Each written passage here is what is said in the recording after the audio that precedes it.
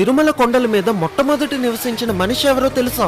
1000 ఏళ్ల క్రితమే స్వామివారికి అభిషేకం చేయడం కోసం 8 కిలోమీటర్ల పాటు నడుచుకుంటూ వెళ్లి పాప వినాశనం నుంచి నీళ్లను తెచ్చేవాడు తిరుమల నంబి. అలా ఒక రోజు నీళ్లను తెస్తున్నప్పుడు ఒక వేటగాడు వచ్చి బాగా దాహం వేస్తుంది, నీళ్లను ఇవ్వమని అడుగుతాడు. కానీ ఇవి స్వామివారి అభిషేకంకి తీసుకువెళ్తున్నాను అని ఇవ్వకుండా వెళ్ళిపోతాడు. దాంతో ఆ వేటగాడు తన వెనకే వెళ్తూ బాణంతో ఆ కుండకి కన్నం పెట్టి దాని నుంచి వచ్చిన నీళ్ళని తాగుతాడు. అయితే గుడి దగ్గరికి వచ్చినప్పటికీ నీళ్లు లేవని చూసుకొని నంబి చాలా బాధపడుతూ ఉంటాడు. దాంతో ఆ వేటగాడు పక్కనే ఉన్న ఒక కొండ మీదకి తన బాణాన్ని వేసి ఒక జలపాతాన్ని తెప్పిస్తాడు. ఇంకా ఇప్పటి నుంచి స్వామివారి అభిషేకానికి కావలసిన నీళ్ళని ఇక్కడి నుంచే తీసుకురా అని చెప్పి మాయమైపోతాడు. ఆ జలపాతమే ఇప్పటికీ ఉన్న ఆకాశగంగా. అయితే వేటగాడు రూపంలో వచ్చింది స్వయంగా వెంకటేశ్వర స్వామి. ఇంకా ఆ నీళ్లు తీసుకువచ్చిన తిరుమల నంబి ఆ గుడి పక్కన ఒక చిన్న ఇల్లుని కట్టుకొని మొట్టమొదటి తిరుమల నివాసి అయ్యాడు. మీకు తిరుమల దర్శనం ఎన్ని గంటలు పట్టిందో కామెంట్ చేసి అందరూ చెప్పండి. గోవిందా గోవిందా.